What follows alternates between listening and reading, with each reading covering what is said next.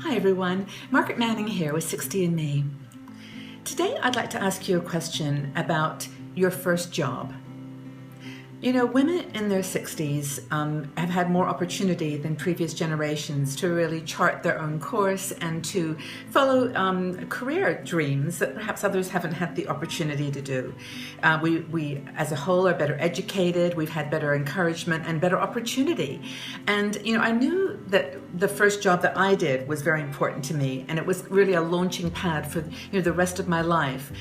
It wasn't really the job itself, it was the things that I had to do, the lessons I learned along the way, the engagements with people, and even though a lot of women in their 60s worked in jobs where they might have faced discrimination or even harassment, they somehow were inspired and energized by those opportunities. So a few months ago, I asked our community this question, what was your first job and what did you learn from it? And the answers were really incredible.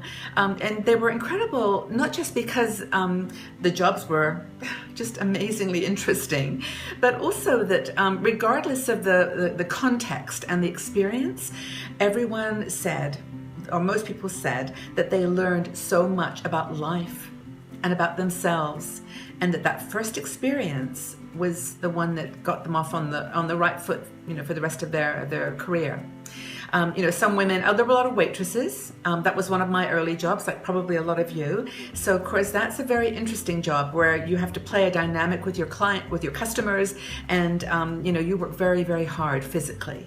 One lady worked as an A&W root beer girl, if you remember that from your past, where you had to carry a little tray of drinks into the cars, and just amazingly hard working women.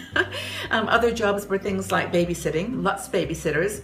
And of course that opened up a whole world of insight about children, whether you wanted them, and also people, the psychology of adults. Most girls were in there maybe 14, 15 when they started babysitting.